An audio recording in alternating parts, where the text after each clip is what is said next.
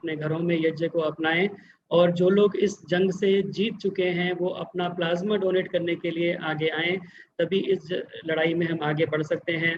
Oxygen की किल्लत हो रही है, जगह जगह ऑक्सीजन की कमी है। ऑक्सीजन को प्लांट में बनाया जा सकता है, लेकिन प्लाज्मा को प्लांट में बनाया नहीं जा सकता। आप जो लोग कोरोना से रिकवर हो जाते हैं वो प्लाज्मा को डोनेट करें, तभी ये प्लाज्मा उन जरूरतमंदों तक पहुंच सकता है। तो इस बात का भी आप विशेष ध्यान रखें।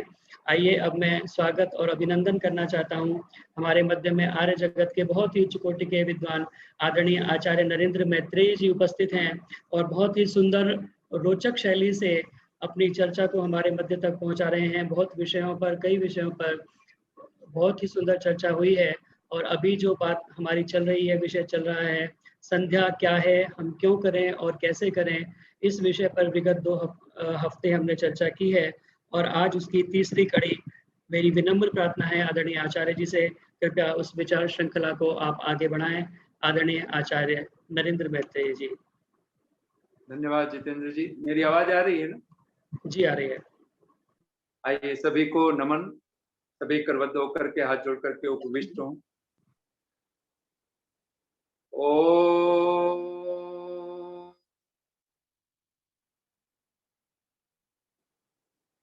मधुमन्मे निक्रमणम् मधुमन्मे परायणम् वाचा वदामि मधुमत् भूयासं मधुसन्दृशः।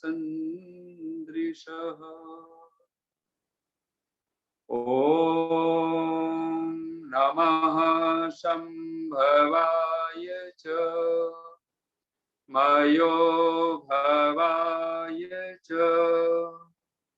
नमः शंकराय च मयस्कराय च नमः शिवाय च शिवतराय च। ओम शांति शांति शांति। आर्य समाज नगर निगम क्षेत्र के सभी, फरीदाबाद की सभी समाजें और सभी समाजों के सभी अधिकारी वर्ग, महिला समाज, पुरुष समाज और पूरे भारतवर्ष के सभी प्रांत, दिल्ली आदि से और देश विदेश से उपस्थित सभी धर्मप्रिय सज्जनों, मातृशक्ति, हम सब भगवान की असीम अनुकंपा के साथ, जीवन तो क्षणभंगुर है, सभी को पता है, और ये पता है, मस्तिष्क में पता है, तो फिर कुछ और भांति हम जीते हैं। और यही पता, यही जानकारी, यही ढंग अगर हृदय को हो जाए तो वो तत्व ज्ञान बन जाता है। फिर ये क्षणभंगुरता फिर कुछ और कराती है। यह होश ही हमें परमात्मा की तरफ लेके जाता है। एक बात हम लोग अपने मस्तिष्क में इस समय, जो संध्या क्या है, संध्या क्यों करें, संध्या कैसे करें, महर्षि देवदयानंद जब इस विषय पर अपना चिंतन प्रस्तुत करते हैं तो कुछ मंत्रों के माध्यम से समंत्रक संध्या को, संध्योपासनम को एक विशेष, एक ध्यान की एक परंपरा दी है हम, कि हम कैसे भगवान का ध्यान करें। और उस ध्यान को, उस उपासना को 3 शब्द दिए हैं: ईश्वर की स्तुति, प्रार्थना और उपासना। ये उपासना, तीनों शब्द साथ साथ जुड़े रहते हैं। हम जिसकी उपासना में, निकटता में बैठते हैं, जिसका ध्यान करते हैं, उसका स्तवन भी करते हैं, उससे प्रार्थना भी करते हैं, और निरंतर उसका सानिध्य पाने की एक आकांक्षा हमारे मानस में होती है। महर्षि देवदयानंद ये जो संध्योपासनम, संध्या उपासना, परमेश्वर की स्तुति, प्रार्थना, उपासना, ये हम तभी संभव होता है हमारे जीवन में, हम इसके प्रति तभी उत्साहित होते हैं, श्रद्धा से, उत्साह के साथ, समुल्लास के साथ हम अग्रसर होते हैं, जब जीवन में ये पता चल जाए ये शरीर क्षणभंगुर है, और ये क्षणभंगुर है, तो इसमें साधना क्या है, पाना क्या है, खोजना क्या है, क्या तलाश करें? धन तलाश करें, मकान दुकान तलाश करें, दुनिया को बसाएं, ये आउटर वेल्थ इकट्ठा करें, या फिर इनर वेल्थ इकट्ठा करें? और ये होश जब हमारे मस्तिष्क में होता है, क्योंकि जीवन का लक्ष्य क्या है, अगर ये लक्ष्य ही, उसी को तो प्रायोरिटी देनी होती है। जो लक्ष्य है हमारा, अगर हमने जीवन का लक्ष्य तथाकथित धन को बना रखा है, तो सारी ऊर्जा हमारी धन कमाने में लगी।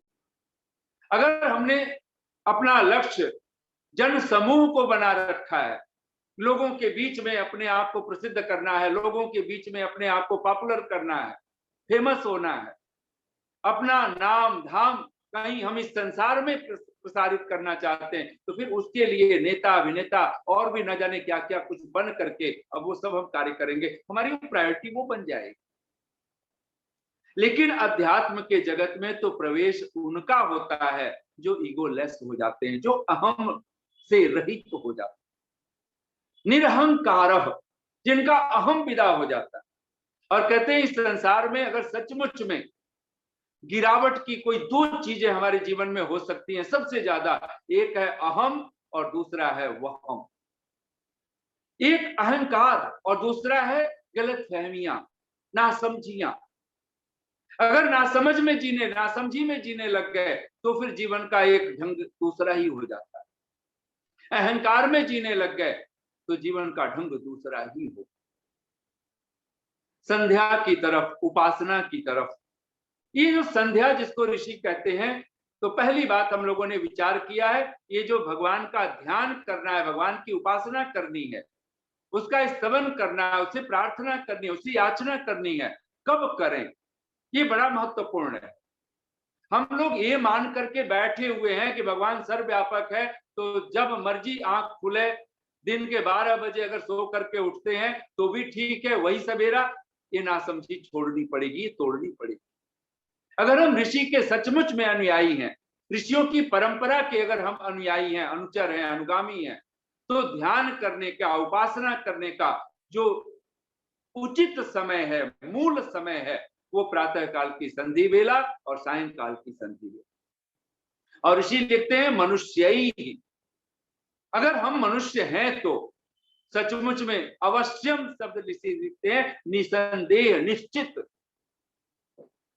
परमेश्वरस्य स्तुति प्रार्थना उपासना कार्या, परमेश्वर की स्तुति प्रार्थना और उपासना अवश्य ही करनी है। और ये जो दो समय संधि वेला में जो परमेश्वर की स्तुति नहीं करता है, प्रार्थना नहीं करता है, उपासना नहीं करता है, वो व्यक्ति फिर चाहे कितने घंटे बैठ करके वो भगवान का ध्यान के नाम पर वो बैठे, वो एक प्रवंचना हो, वो ध्यान नहीं हो सकता, उपासना नहीं हो सकता। और ऐसा व्यक्ति खुद को भी धोखा देता है, ये समाज को भी धोखा देता है। हम अपने आप को धार्मिक दिख करके, हम अपने आप को एक उपासक के रूप में दिखा करके, बहुत कुछ ऐसा करके, और वो प्रवंचना मानो अपने ही पांव पर कुल्हाड़ी मारने जैसा होता है।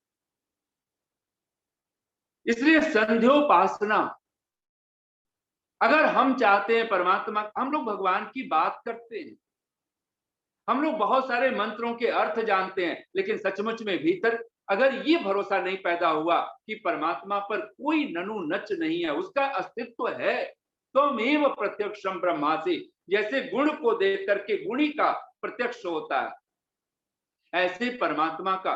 और ऋषि दयानंद तो एक अर्थ में हम सबको सहज रूप से उसकी प्रत्यक्षता का भान कराने के लिए, और अनेक ऋषियों का चिंतन है, और महर्षि देव दयानंद तो कहते ही हैं कि जब हमारे भीतर जब कोई बुरा कार्य करने की भावना पैदा होती है तो भीतर भय, शंका, लज्जा उत्पन्न होती है, वो किसी और की प्रेरणा नहीं होती है, वो भगवान की ही साक्षात प्रेरणा हो। जब भय उत्पन्न हो, शंका उत्पन्न हो, लज्जा उत्पन्न हो किसी कार्य को करने में, तो समझना कि भगवान हमें रोक रहा। जब कोई कार्य करने के लिए उद्यत होते हैं और उस समय अभयता की स्थिति हो, निर्भयता हो, निशंक हो, आनंद की अवस्था, उल्लास बनता हो, तो कहते हैं ये प्रेरणा भी अगर किसी की है तो भीतर बैठा हुआ परमात्मा हमें जगाता है, हमें चेताता है। वो अपने वेदवाणी के माध्यम से तो बार बार हमें जगा ही रहा है, लेकिन भीतर बैठा भी हमें चैतन्य रूप से हमें जगा रहा है। फिर भी अगर हम उसका सानिध्य न पाने के प्रति अगर हम अग्रसर होते हो तो फिर हमसे ज्यादा नासमझ मूढ़ फिर कौन हो सकता है। सोचने से कहां मिलते हैं तमन्नाओं के शहर। अगर इस संसार में भी कवियों ने संसार को भी कह दिया, कहते हैं ना, सकल पदार्थ यही जग माही, कर्महीन नर पावत नाहि। सब कुछ यहाँ, अगर संसार में भी अगर आपको कुछ पाना है तो यहाँ पर आपको पुरुषार्थ करना होगा। लेकिन मूल पुरुषार्थ कौन है? वो कौन सा पुरुषार्थ है? वो आपका आंतरिक पुरुषार्थ। अगर आपने मूल परमात्मा को हमने बना लिया तो फिर ये संसार भी हम जैसा करना चाहिए, जो करना चाहिए, वो हम सहज कर पाएंगे। फिर संसार में हम उतना कुछ दे पाएंगे जिसकी शायद संसार भी कल्पना न कर पाए। सोचने से कहां मिलते हैं तमन्नाओं के शहर, चलने की जिद भी जरूरी है मंजिलों के लिए। एक चलने का जिद चाहिए, जज्बा चाहिए, एक जुनून। पहला कदम अगर नहीं उठता है और उपासना की तरफ पहला कदम अगर उठता है तो ध्यान देना कि ये आंख की निद्रा, ये जो भौतिक निद्रा है, ये हमारे ये आंख ये खुल जानी चाहिए ये ब्रह्म मुहूर्त की बेला में। और इसी दयानंद तो गृहस्थों को लिखते हैं, सुबह प्रातः काल की 4 बजे भोर में अगर हम आंख खोल उस समय बैठ करके प्रातः काल की वंदना करें, प्रातरग्निम प्रातरिंद्रम, इन मंत्रों का पाठ करते हुए हमारे स्तवन हो भगवान का। और वो आप चाहे तो आंख मुंह धो करके बैठे अथवा आंख खुलते ही आप आलती पालती मार करके बिस्तर पे जैसे भी आप सहज समझे आपको प्रातरग्नि मंत्र का पाठ कर लेना चाहिए। और इन मंत्रों पर क्या भाव है? प्रातः काल की मधुवेला में शरण तुम्हारी आए हैं, अग्नि इंद्र तुम मित्र वरुण तुम, भक्ति भाव उम गाए हैं। वेद के स्वामी अमृत सागर, बुद्धि में सद्भाव भरो, हे पालक परमेश्वर मेरे सारे संकट दूर करो। प्रातः काल की मंगल वेला जय ऐश्वर्य दिलाती है, सेवनीय भजनीय सोम का अमर सोम बरसाती है। रविसम तेज धार कर भगवन, तेरी आज्ञा पाले हम, दुष्ट दमन तेरे रक्षण में, जीवन सफल बनावे हम। हे नायक संसार के स्वामी, हे नायक संसार के स्वामी, सत्य धनों के धाम तुम्ही, सर्व प्रकाशक सबके रक्षक, बने अखिल गुण ग्राम तुम्ही। गौ अश्व बलवान और संतान सहित हो धाम सदा, बुद्धि हमें दो भगवन ऐसी, जपे तुम्हारा नाम सदा। तुम असंख्य धनों के दाता, तुम असंख्य धनों के दाता हो, परम पूज्य भगवान तुम्ही, प्रातः मध्य सब पावन कर दो, सब में शक्तिमान तुम्ही। हम उत्कर्ष प्राप्त कर पावें, हम उत्कर्ष प्राप्त कर पावें, ऐसे सुंदर भाव भरो, देवों की मति देकर प्रभु जी हम सबको खुशहाल करो। देवों की मति देकर प्रभु जी हम सबको खुशहाल करो। अमृतमयी सुखद वेला में शुभ कर्मों का ध्यान करें, अमृतमयी सुखद वेला में शुभ कर्मों का ध्यान करें। जीवन में ऐश्वर्य भरो प्रभु, अमृत रस का पान करें। हम सब हों सौभाग्यवान, नित धरती रहे तुम्हारा ध्यान। हम सब हों सौभाग्यवान, नित धरती रहे तुम्हारा ध्यान। सब जग के उपकारी होवें, ऐसी कृपा करो भगवान। सब जग के उपकारी होवें, ऐसी कृपा करो भगवान। ये प्रातः काल जब आपने वंदना के हमने मंत्र पाठ किए, उस भगवान को हम बार बार भगवान से प्रार्थना कर रहे हैं कि हे प्रभु हम इस जगत के परम उपकारी हो जाए। जो सांझ सोया है तो तन में मनः शिव संकल्प सुक्त का पाठ करते जब साधक सोता है, और प्रातः काल प्रातरग्निम प्रातरिंद्रम, उस अग्नि उस इंद्र परमात्मा की उपासना करता हुआ, वो निसंदेह उससे बढ़कर के इस धरती पर दाता कोई और नहीं। सोई ज्ञानी सोई गुणी जन, सोई दाता ध्यान, तुलसी जाके चित्त भई राग द्वेष की हाँ। ध्यान क्या है? ये जो संध्या, ये उपासना है।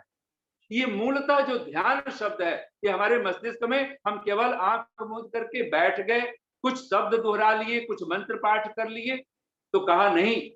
भगवान कपिल का सूत्र है, आप सब एक बार अपने मन में दोहराइए, बोलिए, ध्यानम निर्विषयम मनः। एक सूत्र भगवान कपिल का है ध्यान का, ध्यानम निर्विषयम मनः।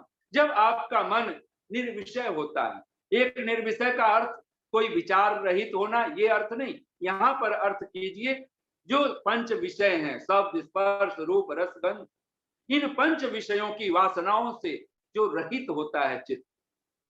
और वो वासनाएं क्या है? तो मानो महर्षि कपिल ही ध्यान के दूसरा सूत्र देते हैं, और आप सब बोलिए एक बार, ध्यानम क्या है? तो कहते हैं रागोपहतिर ध्यानम।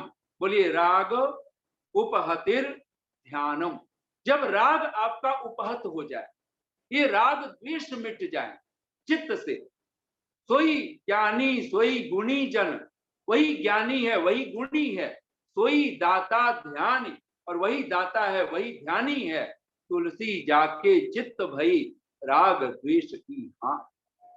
जिसके चित्त से राग और द्वेष मिट जाता है। अगर राग नहीं मिटता है, द्वेष नहीं मिटता है, तो मत सोचना कि फिर हम कोई परमात्मा की उपासना। इसलिए ऋषि दयानंद कहते हैं आदौ शरीर शुद्धि कार्य।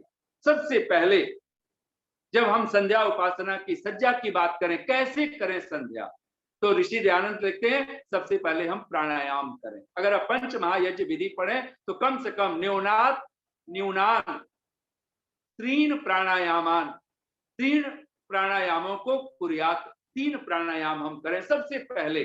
अगर आप आसन जब पूरा अपने आप शरीर शुद्धि आदि करके और बैठे तो प्राणायाम करें। कहते हैं अनयोह, ये प्राणायाम करने से क्या होगा? तो कहते हैं आत्म मनसो स्थितिम संपादयि। आत्मा और मन की स्थिति को, अवस्था को अगर सचमुच में संपादित करने का कोई ढंग है तो ये प्राणायाम। और प्राण ही तो है तो हम हैं, प्राण ही तो नहीं होंगे तो हम नहीं होंगे। इसलिए सबसे पहले अगर किसी को व्यवस्थित करना है तो अपने प्राणों को व्यवस्थित करना। जब हम काम में होते हैं, क्रोध में होते हैं, लोभ में होते हैं, अगर हम ख्याल करें, होश में हो, तो कामनाओं में जब जी रहे होते हैं, वासनाओं में जी रहे होते हैं, तो हमारे प्राणों की गति कुछ और होती है। जब हम क्रोध में होते हैं तब हमारे प्राणों की गति कुछ और हो जाती है। जब हम लोभ में होते हैं तब हमारे प्राणों की गति कुछ और होती है। और ये सारी वासनात्मक जो गति है, ये प्राणों की अधोगति कहलाती है।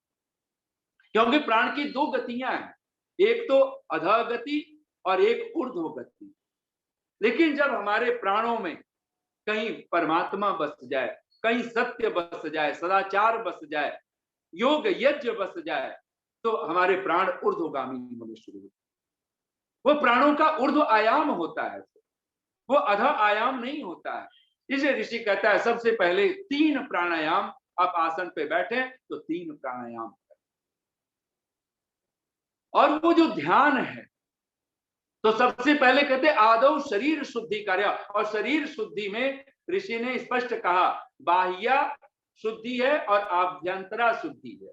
एक बाहर की शुद्धि है जो शरीर में दिख रहा है, जिसको हम जल से और पदार्थों से, मिट्टी से या सुगंध आदि के लेपन आदि से हम इस शरीर को अपने शुद्ध पवित्र करते, जलादिना जिसको कहा। लेकिन जो आभ्यंतरा जो शुद्धि है, उसको ऋषि लिखता है राग द्वेष असत्य आदि त्यागीन। सबसे पहला, और ये दोनों शरीर हैं, एक आपका शरीर बाहर दिखता है और जो सूक्ष्म शरीर है वही हमारा मन है। ये जो मन कह दिया, मानो उसमें सारे अंतःकरण आदि जो 17 तत्व कहते हैं, कोई 18 तत्व कहते हैं, जो 17 तत्वों का सूक्ष्म शरीर है, मानो उस सब की चर्चा करती, हमारे मन की चर्चा करती। ये जो आभ्यंतरा शुद्धि है ये बहुत महत्वपूर्ण है। और ये शुद्धि तभी होती है जब आपके जीवन से राग मिटे, द्वेष मिटे। और हम पहचान सकते हैं, बहुत सारी दुनिया में राग नहीं देखना होता है। आज हमें पर कोई दुख आता है तो हमें पता है, जब कोई अपनों के ऊपर आता है, हमारा राग बंधा हुआ है, मैं मेरे का संबंध बढ़ा हुआ है, बंधा हुआ है, तो मोह शोक पैदा होता है।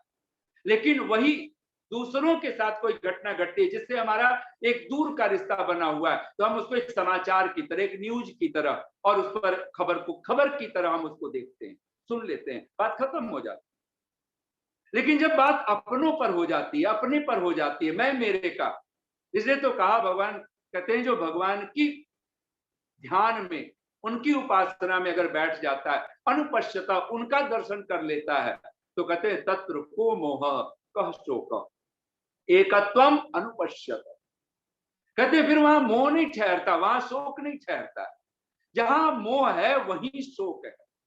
तो सबसे पहले जहां हम शरीर की शुद्धि, ये बहुत महत्वपूर्ण है और इस पर हम लोग चर्चा कर चुके हैं, और ऋषि ध्यान लिखते हैं कि शरीर शुद्धि की अपेक्षा अगर दोनों शुद्धियों में एक बात आए, कभी कभी हम लोग, कुछ लोग ऐसे होते हैं कि शरीर शुद्धि को ही सब कुछ समझते हैं और मन की शुद्धि के प्रति उनका ध्यान ही नहीं होता है। वो गंगा चले जाएंगे, वो 300 किलोमीटर 500 किलोमीटर की यात्रा करेंगे, कहेंगे हम जाके गंगा में स्नान कर लेंगे, शरीर शुद्धि, क्योंकि शास्त्र में लिखा है आदौ शरीर शुद्धि कार्य।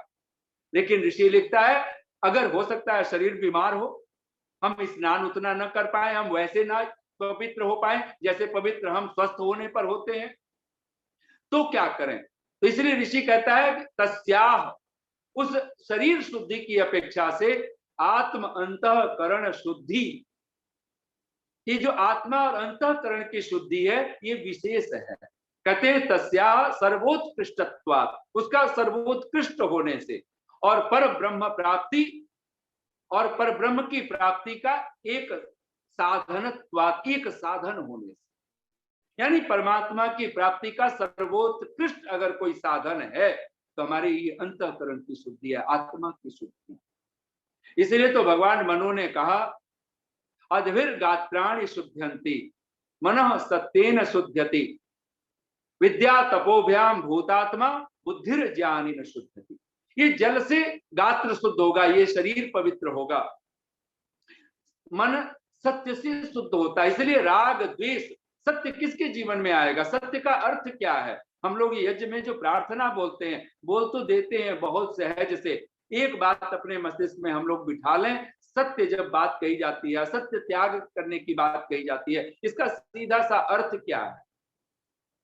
इसका सीधा सा अर्थ है जो हम लोग यज्ञ में प्रार्थना बोलते हैं, छोड़ दे में छल कपट को।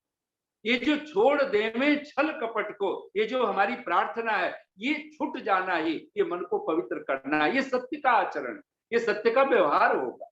सत्य वही बोल पाएगा जिसके जीवन में छल और कपट की विदा हो, जिसको भगवान राम तुलसीदास जी की भाषा में कहते हैं रामचरितमानस में, निर्मल मन जन सो मोहि पावा।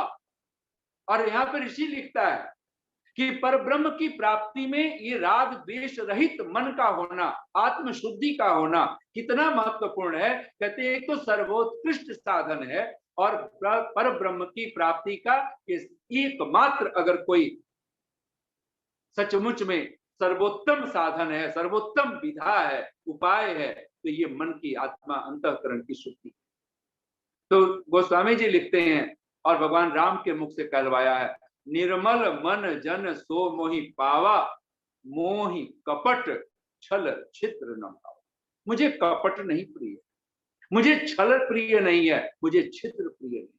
ये जो छल कपट अगर मन में है तो फिर हम परमात्मा की उपासना कर पाएंगे, संध्या कर पाएंगे, उसकी निकटता ले पाएंगे, उसका आनंद हमारे जीवन का अंग बनेगा। ये हमें दूर दूर तक भी भूल जाती है। ये सबसे बड़ी विशेषता, इसलिए उपासना योग का प्रथम अंग। भगवान पतंजलि भी जब योग उसको कहते हैं, उसी को हम योग अभ्यास कह दें, संध्या उपासना का ढंग कहें, तो पतंजलि की विधा में भी योग का जो मूल अंग है वो है यम, वो है नियम। ये जो 10 संख्या में 5 यम है, 5 नियम है, पारिभाषिक शब्द है यम नियम। और एक बात हम लोग मस्तिष्क में बिठा लें, जब हम संयम की बात करते हैं, कई बार कहा जाता है कि आप संयमी बनिए, तो संयमी का अर्थ भी आप इस यम शब्द से हम ले सकते हैं। संयम का क्या अर्थ है? जब आपके जीवन में अहिंसा हो तो समझिए हम संयमी हैं। जब हमारे जीवन में सत्य हो, 5 यम हैं, अहिंसा, सत्य, अस्तेय, ब्रह्मचर्य, अपरिग्रह, ये 5 अगर आपके परिपुष्ट होते हैं और एक से एक जो आगे आगे के शब्द आ रहे हैं, मानो उसकी प्रतिष्ठा है वो। एक तो अलग से भगवान वेदव्यास ने, भगवान पतंजलि ने उनकी प्रतिष्ठा की बात की है कि जब आपके जीवन में अहिंसा प्रतिष्ठित होता है, आपके जीवन से वैर विरोध विदा हो जाता है और आपके संग में भी जो लोग रहते हैं उनका भी वैर त्याग होता है। उनका हो कि न हो, लेकिन उस साधक के जीवन से, जिसके जीवन में अहिंसा प्रतिष्ठित हो गई, उसके जीवन में फिर वैर विरोध नहीं रह जाता, उसके जीवन से राग द्वेष विदा हो जाता है। ये अर्थ तो स्वाभाविक रूप से ये साधक में सिद्ध होता है। जिस व्यक्ति के जीवन में अहिंसा प्रतिष्ठित होगी, अहिंसा का अर्थ कीजिए, फिर उसके जीवन में सत्य प्रतिष्ठा लगेगा। अहिंसा के बाद तत्क्षण कोई शब्द है, वो सत्य है। और ऋषि कहना चाहता है उस सत्य का सीधा सा अर्थ कीजिए, छल कपट रहित व्यवहार। अगर आपका व्यवहार, अगर आप कहते हो मैं अहिंसा नहीं करता, इसका मतलब आपके जीवन में अब छल कपट नहीं रहना चाहिए। आपकी वाणी, और कहते हैं अमोघा अस्य वाग भवति, उस योगी की, उस साधक की वाणी अमोघ हो जाती है, जिसके जीवन में सत्य प्रतिष्ठित होता है। और जिस व्यक्ति के जीवन से छल कपट विदा हुआ, तो ऋषि लिखता है अस्तेय, उसके जीवन से चोरी विदा हो जाती है। वो किसी का पराया पदार्थ, वस्तु, व्यक्ति, वो जो स्पृहा है, वो जो तृष्णा है, वो जो लोभ की प्रवृत्ति है, वो लालच की जो प्रवृत्ति है, चुरा लेने की, और चुराना क्या है, कहते हैं ये स्त्रीय रूप जो है, ये अवस्था, ये विदा हो जाता है, अस्थिर में प्रतिष्ठा। और भगवान पतंजलि कहते हैं सर्वरत्नोपस्थानम, जिस व्यक्ति के जीवन में अस्थिर प्रतिष्ठित होता है, अस्थिर प्रतिष्ठायाम सर्वरत्नोपस्थान, सब रत्न उसके ऊपर, उसके पास मानो उपस्थित हो जाते हैं। वो कौन से रत्न है? वो भगवान को ही रत्न कहा गया है। रत्न धातमम अगर कोई है, अग्निमेढ़े पुरोहितम यज्ञस्य देवम ऋत्विजम होतारम रत्न धातमम। और शास्त्रों में ऋषियों ने, मनीषियों ने तो जो सबसे बड़े रत्न की संज्ञा इस समय तो हम अनुभव कर सकते हैं। क्या आप एक सूचना पढ़ते होंगे, सुनते होंगे न्यूज में कि जो जरूरत की चीजें हैं वो सब दुकानें खुली हुई हैं, और जो गैर जरूरी चीजें हैं वो सब, जो लॉकडाउन हो रहा है तो सब चीजें बंद हो रही हैं। तो कौन सी चीजें गैर जरूरी हैं, कौन सी जरूरी हैं, तो आज पता चल गया है। आज सोना, चांदी, हीरे जवाहरात ये गैर जरूरी हैं, उनकी शॉप बंद है। आपके पास अगर जरूरी चीजों का सामान जब लिस्ट आया, तो इसको ऋषियों ने कहा है जलम अन्नम सुभाषितम पृथिव्याम त्रीणि रत्नानि। चिंतक कहते हैं इस धरती पर सिर्फ 3 ही रत्न हैं, और रत्नों को तो दुनिया रत्न कहती हो ना कहती हो, लेकिन सचमुच में अगर कोई रत्न है तो 3 रत्न है। और ये कोई अस्तेय में प्रतिष्ठित हो जाए तो उसके पास से तीनों रत्न उपस्थित हो जाते हैं, सर्व रत्नोपस्थान। तो कहते हैं जलम अन्नम सुभाषितम। 3 रत्न कौन है? पहला जल, दूसरा अन्नम, अन्न, और ध्यान देना अन्नम आयु, आयु अन्नम, अन्न का ही दूसरा नाम आयु है, आयु का ही दूसरा नाम अन्न है। और तीसरा शब्द कहते हैं सुभाषितम, जिसकी वाणी में सुभाषित, जो सत्य बोलने वाला, छल कपट रहित वाणी जो बोलता है, सुभाषित उसी का, जो हितकर वाणी बोलता है, सत्य वाणी बोलता है, मधुर बोलता है, प्रिय बोलता है। इस सब का एक ही अर्थ है कि छल कपट रहित वाणी बोल। कहते मूढ़ई पाषाण खंडेसु रत्न संज्ञा विधि। कहते मूढ़ई, कितना कठोर शब्द है। कहते हैं मूढ़ों के द्वारा, ना समझों के द्वारा पाषाण खंडों को, ये सोना चांदी हीरे, इनको कोई रत्न कहता हो, उससे ज्यादा मूढ़ कोई धरती पर कोई नहीं हो सकता। ये हमारे चिंतकों ने कहा। और कभी आपने कभी ख्याल किया, मैं पढ़ता था तो साधुओं की चिंतना में मैंने पढ़ा, गोस्वामी तुलसीदास जी के शब्द हैं, बड़े प्यारे शब्द है, वो 5 रत्नों की बात करते। ये 3 रत्न हमने सुने, जलम अन्नम सुभाषितम, जल, अन्न और छल कपट रहित वाणी, इसको सुभाषित कहना चाहिए। गोस्वामी तुलसीदास जी कहते हैं साधु मिलन हरि भजन दया धर्म उपकार, तुलसी इस संसार में 5 रत्न हैं सार। 5 रत्न हैं, और ये 5 रत्नों में 5 रत्न अगर हमारे पास हैं तो फिर हमसे ज्यादा इस संसार में धनाढ्य, हमसे ज्यादा संपन्न, हमसे ज्यादा आनंदित, हमसे ज्यादा सुखी इस धरती पर कोई दूसरा नहीं हो सकता है। कौन है? तो कहते हैं साधु मिलन, हरि भजन, दया, धर्म, उपकार।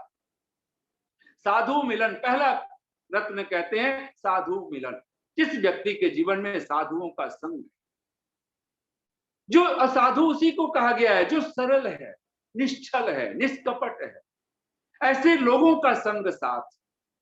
ऋषि दयानंद तो अपने वेद भाष्यों में लिखते हैं कि एकमात्र इस जगत में उपासना और सत्कार करने को योग्य है तो एकमात्र परमेश्वर है और धार्मिक विद्वान है। धार्मिक विद्वान को ही यहाँ पर ऋषि साधु मानो कहता है। संत उसी को साधु कहते हैं। जिसको साधु कहा है उसी को ऋषि ने धार्मिक विद्वान कहा। जिसके जीवन में सचमुच में जिसका हृदय निश्चल हो चुका है, छल कपट रहित हो चुका है, तब यहां पर कहा साधु मिलन, हरि भजन। और सचमुच में अगर आपके जीवन में साधुओं का संग है, विद्वानों का संग है, सत्संग है आपके जीवन में, तो घटना घटेगी हरि भजन। फिर आपके पास दूसरा रत्न होगा और वो रत्न है परमात्मा का भजन, परमात्मा की स्तुति, परमात्मा का की प्रार्थना, परमात्मा की उपासना। ये निकट घटना चाहिए। साधु मिलन, हरि भजन, दया। और हरि भजन होगा तो आपके जीवन में घटना फिर सहज, ये जो संपत्तियां हैं 3 वो आपके पास और आ जाएंगी, वो रत्न दया, धर्म, उपकार। फिर आप इनसे न दया से ही दयाहीन नहीं हो सकते। एक चिंतक को मैं सुनता था, वो कहता है कि प्रार्थना क्या है। ये जब भगवान की हम स्तुति कर रहे होते हैं, भगवान को कहते हैं तू तो दया निधान है, तू परम दयालु है, परम कृपालु है, तो कहते हैं चिंतक कहता है अगर तुम चाहते हो कि तुम्हारी प्रार्थना परमात्मा सुने और उसे स्वीकार कर ले, उसे पूरा कर दे, तो एक बात ध्यान रखना, परमात्मा भी तुमसे वही चाहता है। जो तुम भगवान से चाह रहे हो वही भगवान तुमसे चाह रहा है। तो शिष्य ने पूछ लिया गुरु से, प्रभु भगवत मैंने समझा नहीं, आप कहना क्या चाहते हो, भगवान हमसे कैसे चाहता है? बोले अगर तुम चाहते हो कि भगवान तुम्हारी सहायता करे तो भगवान चाहता है, यही भगवान भी चाहता है कि तुम भी इस संसार में किसी की सहायता करो। तुम जो चाहते हो भगवान से वही तुम इस संसार में किसी न किसी को दो, बांटो। अगर धन चाहते हो इस संसार में धन बांटना शुरू करो। इस संसार में अगर तुम ज्ञान चाहते हो तो ज्ञान बांटना शुरू करो। तुम जो चाहते हो, सुख शांति चाहते हो, सुख शांति बांटना शुरू करो। भले मात्रा में परमात्मा कितना देगा उसकी तो बात नहीं, लेकिन हम अपने जीवन में इतना तो कण भर ही सही हम देना तो सीखे, बांटना तो सीखे। संध्या, उपासना, प्रार्थना, जब हम लोग सोचते हैं भगवान की भक्ति करेंगे, ये तो एक स्वार्थ की भावना है जी। आप अकेले आंख बंद करके बैठ गए, आप कल्पना नहीं कर सकते। आप अगर सुबह 1 घंटा बैठ जाते हो, साँझ 1 घंटा बैठ जाते हो, आपका अगर ये 2 घंटा बैठना, 18 घंटे अगर आप जागृत अवस्था में, तो 16 घंटे आपके जीवन के धर्म के जीवन होंगे, परोपकार के जीवन होंगे। भगवान क्या चाहता है? भगवान कोई व्यक्ति ऐसा, भगवान की सबसे बड़ी भक्ति क्या है? तस्य आज्ञाम, ऋषि दयानंद के शब्द हैं, आप सब एक बार बोलिए, तस्य, और उसका अर्थ है परमेश्वरस्य। तस्य का मतलब परमेश्वरस्य। आज्ञा उल्लंघनम कदापि मा कुरुत। हे मनुष्यों, उस परमेश्वर की आज्ञा का उल्लंघन कभी भी मत करो। उसका आज्ञा कभी उल्लंघन करने योग्य है ही नहीं। और जिसकी भी हम भक्ति करते हैं उसकी आज्ञा का, इसलिए तो कहा चिंतकों ने, आज्ञा समनस्तु साहिब सेवा। अगर हम भगवान की सेवा करना चाहते हैं तो एकमात्र सेवा का ढंग है उसके आज्ञा का पालन। और भगवान की आज्ञा है, भगवान का आदेश है कि अगर तू इस संसार में भी अगर सुख शांति चाहता है, संसार को भी सुखी करना चाहता है, पुरुषार्थी बन के रहना चाहता है, काहिल जाहिल नहीं बन के रहना चाहता है, तो 2 घड़ी मेरे पास कम से कम सुबह और सांझ बैठ। मुझे अगर एक बार मेरे, जैसे हमारे मोबाइल डिस्चार्ज हो जाते हैं, मोबाइल को भी आपको चार्ज करना पड़ता है, आपको उसको इलेक्ट्रिसिटी से जोड़ना पड़ता है। कहते हैं परमात्मा ये आत्मा का जो खुराक है, विद्या तपोभ्याम भूतात्मा, ये विद्या और तप से ही हमारी आत्मा का भोजन मिलता है। और इसलिए हम लोगों ने पंक्तियां पहले बहुत बोल चुके हैं, कई बार बोल चुके हैं, आत्मा का गेह देह को समारो, मंदिर के लिए पर न देव को विसारो। हम आत्मा को न भूलें। हमारी प्रायोरिटी में, हमारी मुख्यता में सबसे पहले अगर कोई चीज होनी चाहिए तो वो परमात्मा। और संध्या में जैसे ही आपने प्राणायाम कर लिया, और ऋषि दयानंद का ये वाक्य भी जो हम लोगों ने पहले भी सत्संग में बोला था, एक बार फिर दोहराइए, थोड़ी कठोर है लेकिन ये कठोर वाक्य हमें बार बार ये हृदयंगम कर लेने जैसा, कि जो परमेश्वर की, जो मतलब जो मनुष्य जो परमेश्वर की, और ये सत्यार्थ प्रकाश के 7वें समुल्लास में ऋषि का वचन है, जो परमेश्वर की स्तुति, प्रार्थना और उपासना नहीं करता वह कृतघ्न और महामूर्ख भी होता है। ऋषि का ये वाक्य कठोर है, लेकिन इससे बड़ा और विडंबना क्या होगी, इतना कठोर वाक्य सुन करके भी हम उपासना में अग्रसर नहीं होते। हम प्रातः काल की संधि बेला नहीं ढूंढ रहे हैं, हम सुबह आंख खोलने के लिए राजी नहीं। आज पूछो आप कब उठते हैं, तो 8 बजे कोई बोल रहा है, कोई 10 बजे की बात कर रहा है। ये तो वही बात हो गई, गोपाल दास नीरज की बहुत प्यारी पंक्ति है, नींद भी खुली न थी कि हाय धूप ढल गई। और ये हमारी लाइफ स्टाइल हो रही है। अब नींद भी, लोग कहते हैं ऑक्सीजन की कमी हो रही है, सचमुच में शायद अगर हम ब्रह्म मुहूर्त में जगते तो हमारे फेफड़े उस लायक होते कि ऑक्सीजन, शायद हम उस इम्यूनिटी को हम उसको हम कहीं ऑब्जॉर्व कर चुके हो, वह इम्यून सिस्टम हमारा इतना मजबूत हो चुका होता, क्योंकि ब्रह्म मुहूर्त में हमने तो छोड़ दिया सोना, जगना। कहते हैं ना, नींद भी खुली न थी कि हाय धूप ढल गई। हम तो सांझ होने को आ गई और अभी तक हमारी नींद नहीं टूटी।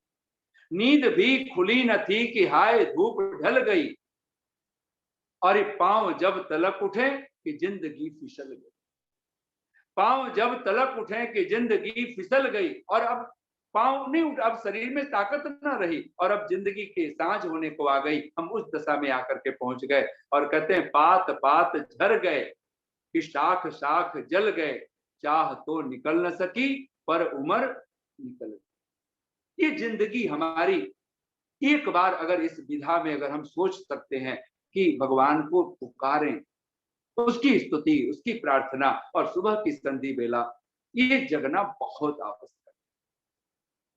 अगर सुबह की संधि बेला अगर आप पकड़ लेते हैं, भगवान की सुबह प्रार्थना उपासना करना शुरू कर देते हैं, तो कम से कम आपके जीवन में चमत्कार की तरह से घटना घटेगी।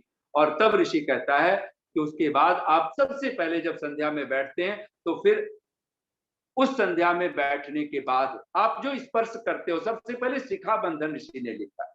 तो पुराने जमाने में बाल होते थे, अब तो हम लोग फैशन के चलते बाल कब किसके कट गए, किसके उड़ गए, बहुत सारी विडंबना बनती चली गई है। लेकिन कहा अगर आपके पास शिखा है, और शिखा न भी हो तो वहां पे लिखा है कि अगर केश आदि गिरे ना, इसलिए बालों को कम से कम ऐसे कर देना चाहिए, चेहरे पे ना आए। और खास करके महिलाएं इस मामले में सौभाग्यशाली हैं, उनके बाल हैं उनके पास, वो अपने बालों को व्यवस्थित कर लें संधि बेला में, और उस समय अगर बालों को, और अपना हाथ ब्रह्मरंध्र पे ले जाएं, शिखा जहां चोटी होती, शिखर। और इसको किस मंत्र से भगवान से रक्षा की प्रार्थना करते हैं, रक्षार्थम कहते, एतदर्थम रक्षा करणार्थम। ऋषि लिखते हैं कि वहां शिखा बंधन करे, और गायत्री मंत्र से कि परमात्मा प्रार्थित होकर के सर्व सत्कर्मसु, सब सत्कर्मों में सर्वदा वो हमारी रक्षा करे, वो परमात्मा हमारी रक्षा करे। आप कल्पना कर सकते हैं, सब भले कामों में, सब अच्छे कार्यों में अगर कोई रक्षा करने वाला अगर कोई है तो वो एकमात्र परमात्मा। पहली बात ऋषि लिखता है कि वह महामूर्ख और कृतघ्न अगर हम नहीं होना चाहते हैं, महामूर्ख अगर होंगे तो हम ना अपना भला कर सकते हैं, ना हम औरों का भला कर सकते हैं। वो अपना भी बुरा करेगा, औरों का भी बुरा करेगा, और ऐसे व्यक्ति से न समाज का कभी भला हो सकता है। इसलिए ऐसा व्यक्ति समाज में कहीं किसी पद पर, प्रतिष्ठा पर बैठा हुआ व्यक्ति अगर किसी अधिकारी बनकर के अगर वो रहता है, तो ऋषि लिखता है कि अगर मूर्ख होगा तो फिर अपना बुरा तो करेगा ही, और जो अपना बुरा कर लेगा वो दूसरों का बुरा किए बिना नहीं रह सकता। इसलिए एक छोटी सी बात कहता हुआ मैं वाणी को, घड़ी पे नजर पहुंच गई है तो मैं अपनी वाणी को समेटूं। मैंने सुना है एक बहुत बड़ा चिंतक साधु, एक नगर में वो रहता था, पूरे गांव के लोग उसकी सेवा करते थे। कोई 10 साल से वो रह रहा था, सारा गांव उसको कहता था महाराज आपको भिक्षा मांगने की जरूरत नहीं है, हम आपको भिक्षा, आपको सुबह का नाश्ता, दोपहर का लंच, शाम का डिनर, रात का, वो सब हम ला ला के घर लोगों ने पर्याय बांध लिए कि सबको अवसर मिले और सब साधु की सेवा। और साधु भक्त था, भगवान को धन्यवाद देता था, प्रभु मैंने ऐसे क्या किए हैं। कहते हैं ना स्वामी रामतीर्थ की बहुत प्यारी पंक्ति है, तेरे कर्म से बेनियाज कौन सी शय मिली नहीं, झोली ही मेरी तंग थी, तेरे यहाँ कमी, मेरी पात्रता में कमी है, तेरे देने में कमी नहीं है। तो साधु भी हो भगवान को धन्यवाद दे रहा है कि मेरे कौन से पुण्य भाग हैं, मैं इस नगर में, इस गांव में। लेकिन वो साधु जानता था कि जीवन में सत्कार, मान, अपमान, ये सब घटनाएं अलग हैं। कब जीवन, कब मृत्यु, कब कौन सी घटना घटेगी, घट सकती। 10 साल बीत गए थे, साधु के प्रति इतनी श्रद्धा, इतनी सेवा। और कहते हैं कि 10 साल बीता, एक दिन सुबह सुबह पूरा गांव जैसे निकल पड़ा और कहते हैं जाकर के उस साधु के झोपड़े को आग लगा। और साधु हाथ जोड़ के सबसे पूछ रहा है आखिर हुआ क्या, बात क्या हुई। लोगों ने पत्थर बरसाने शुरू कर दी। वो साधु बिल्कुल प्रसन्न मुद्रा में है, कह रहा है, सोच रहा है कि भाई हुआ क्या है। और अंत में लोगों ने कहा तुम महादुष्ट हो, महापापी हो। और साधु तब भी मुस्कुराते हुए पूछ रहा है आखिर बात भी तो बताओ। और कहते तब तक उन्हीं में से एक आदमी आया और एक छोटा सा बच्चा, जो अभी नवजात बच्चा, अभी अभी पैदा हुआ हो, कुछ घंटों का हो, और ला करके उस बच्चे को ला करके उस साधु के दामन में, उसके आगे, उसके हाथ में रख दिया। और पूरे गांव का आरोप था कि ये बेटा तुम्हारा, ये बच्चा तुम्हारा है, तुमने ये पाप किया है। और कहते हैं कि वो साधु हैरान, हक्का बक्का भगवान की तरफ, एक तरफ अपने आप में देखे, एक तरफ आसमान की तरफ देखे, एक तरफ लोगों को तरफ देखे। वो बड़ा हैरान हुआ। कहते हैं कि सारा गांव उसके आग लगा चुका था झोपड़े को।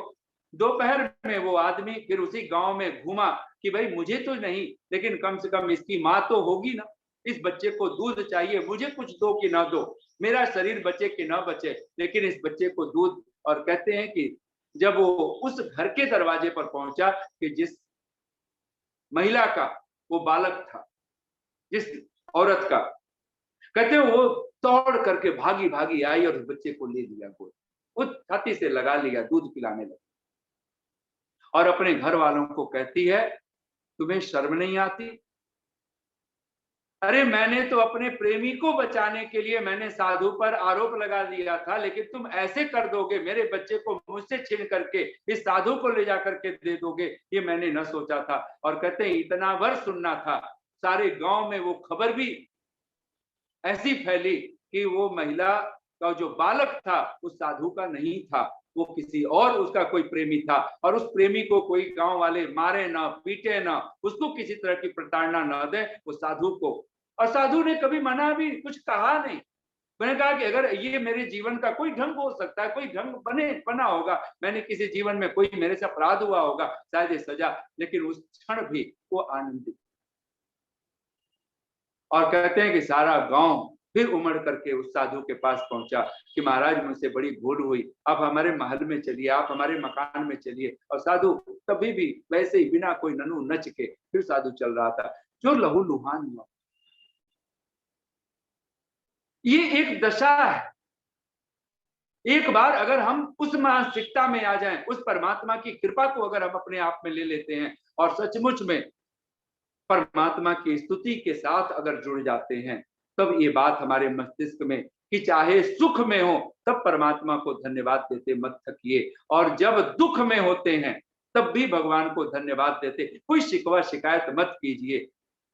अगर एक चिंतक तो यहाँ तक कहता है कि जब हमने कभी किसी को चिकोटी काटी है, मजाक मजाक में हमने चिंटियां काट लेते हैं, हम बचपन में होते हैं, हमें पता भी नहीं चलता, हम एक दूसरे को सताने में ही आनंद लेते हैं। तो कहा अगर एक चिंटी भी तुम काटते, एक चिकोटी भी तुम किसी की लेते हो, एक दिन याद रखना वो तमाचा बन करके तुम तक वापस लौटता है। उस साधु ने कहा मैंने ली होगी कभी किसी तरह किसी जीवन में ऐसे अपराध हुए, लेकिन भगवान मेरी कुछ शिकायत नहीं। निसंदेह जीवन आज रहे। इसीलिए ऋषि दयानंद ने अंतिम वचन बोल करके मैं वाणी को विराम देने लगा हूं। निंदन्तु नीति निपुणा। सत्यार्थ प्रकाश जब ऋषि प्रारंभ करते हैं तब भी ये पंक्तियां अपनी भूमिका में वो प्रस्तुत करते हैं, निंदन्तु नीति निपुणा। और समापन भी मानो उपसंहार भी इस पंक्ति को लेकर के पुनः करते हैं और वहां पे कहते हैं अद्यैव वा मरणम अस्तु युगांतरे वा। जो धीर पुरुष है, और धीर का अर्थ है जो ध्यानशील है। धीर का एक अर्थ धीर गंभीर तो होता ही है, जो ध्यानी है वही धैर्यशाली है। तुलसी जाके चित भई राग द्वेष की हानि। वही ध्यानी है, वही ज्ञानी है, वही गुणी है, वही दाता है जिसके जीवन से राग द्वेष विदा हो गया। और वो क्या करता है तो कहते हैं निंदन्तु नीति निपुणा। चाहे नीति में निपुण लोग मेरी निंदा करें अथवा स्तुवन्तु स्तुति करें।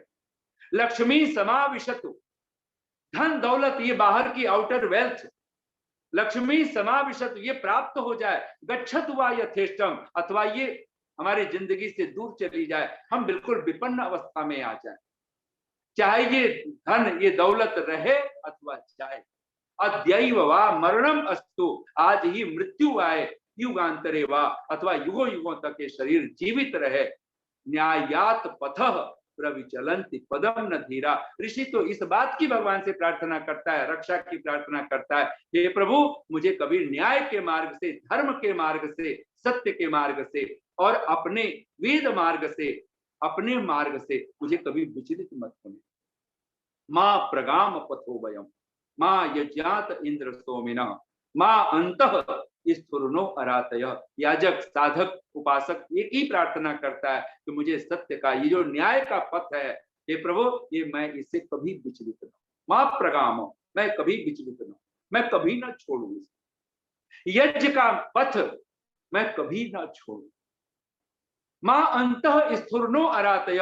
मेरे अंतःकरण में कभी अराती के भाव, अदानशीलता के, कृपणता के, ये संकोचता के भाव हमारे मन में कभी घर ना करें। ध्यान देना, दान हाथों से नहीं दिया जाता है, दान तो हृदय से दी जाने वाली चीज है। इसलिए तो दाता को दान का एक अर्थ कहा जाता है सहृदय, उदार हृदय। जो उदार हृदय होता है वो दाता बन करके बैठ जाता है। तब ये 5 रत्न हम सचमुच में और उस परम शुद्धि को हम अपने जीवन में आत्मसात करें। और तब ये पंक्तियां हम लोग भगवान से प्रार्थना करते हुए, जो मार्ग श्रुति साधु बतावे, जो मार्ग श्रुति माने वेद और साधु यानी सज्जन आप्त पुरुष, जो मार्ग श्रुति साधु बतावे ते ही पथ चलत सबे सुख पावे।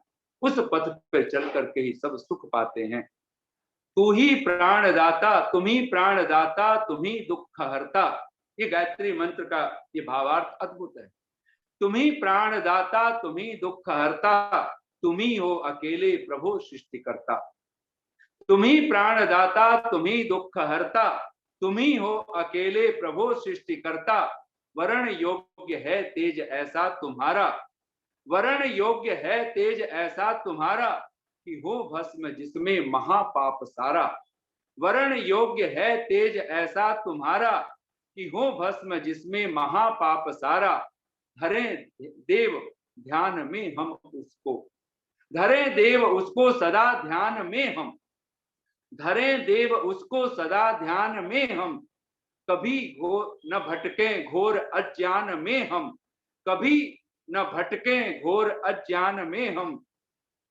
धर्म पथ पर चलें वृत्तियां सदा हमारी, धर्म पथ पर सदा चलें वृत्तियां हमारी।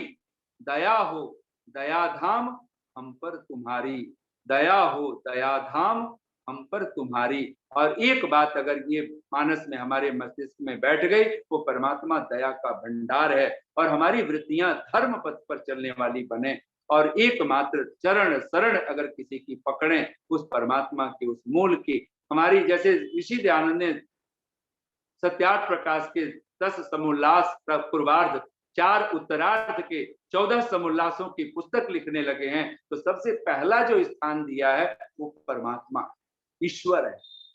वो 10वां भी तो हो सकता था, वो 10वां अध्याय भी बन सकता था, ऋषि ने उसको पहला अध्याय बनाया है। हम भी अपने जीवन में परमात्मा को पहला बनाए और सब बाद में, इसलिए लाखों काम छोड़ करके, करोड़ों काम छोड़ करके अगर कुछ करने योग्य है तो सुबह का शयन आलस्य आदिकम विहाय ईश्वरस्य ध्यानम कुर्वन्ति, ऋषि के शब्द हैं ये, ईश्वरस्य ध्यानम कुर्वन्ति। तो आइए हम सब भगवान से पूरा जो पंक्तियां, मैंने 2 पंक्तियां प्रारंभ में बोला था, सोचने से कहाँ मिलते हैं, बोलिए अपने मन में, सोचने से कहाँ मिलते हैं तमन्नाओं के शहर, सोचने से कहाँ मिलते हैं तमन्नाओं के शहर, चलने की जिद भी जरूरी है, चलने की जिद भी जरूरी है मंजिलों के लिए। एक बार कदम उठाने की सोच लीजिए। इस समय तो घर में बैठना है, लेकिन भीतर का कदम उठना चाहिए और वो जो कदम उठेंगे वो बहुत, यह बाहर कदम ये संसार में नहीं दौड़ने हैं,